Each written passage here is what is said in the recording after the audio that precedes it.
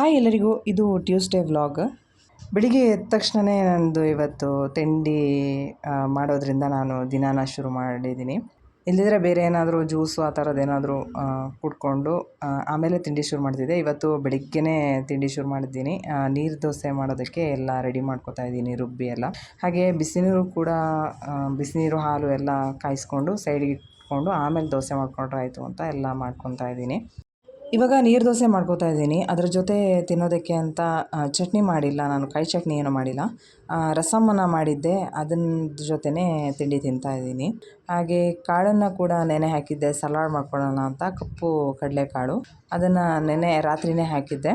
ಅದನ್ನೇ ಇವಾಗ ಸಲಾಡ್ ಮಾಡ್ಕೊತಾ ಇದ್ದೀನಿ. ಸಲಾಡ್ ಮಾಡೋದಕ್ಕಿಂತ ಮುಂಚೆ ಕುಕ್ಕರ್ಗೆ ಕಾಳನ್ನ ಹಾಕಿ ಒಂದು 4 ವಿಸಿಲ್ ಮಾಡ್ತಾಯಿದ್ದೀನಿ, ಉಪ್ಪು ಕೂಡ ಸೇರಿಸಿ.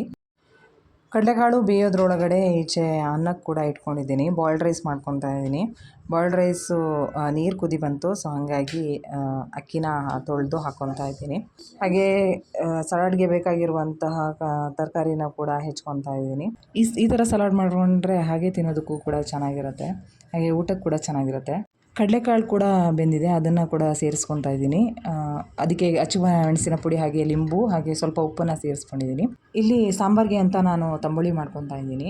ಒಂದು ಪಾತ್ರೆ ತೊಗೊಂಡು ಅದಕ್ಕೆ ಹೆಚ್ಚಿರುವಂಥ ಟೊಮೆಟೊ, ಈರುಳ್ಳಿ ಹಾಗೆ ಹುಣಸೆಹಣ್ಣು ನೆನೆಸಿದ್ದೆ, ಅದನ್ನು ನೀರು ಹಾಕಿಬಿಟ್ಟು ಇವಾಗ ಬೇಯಕ್ಕೆ ಇಟ್ಕೊತಾ ಇದ್ದೀನಿ.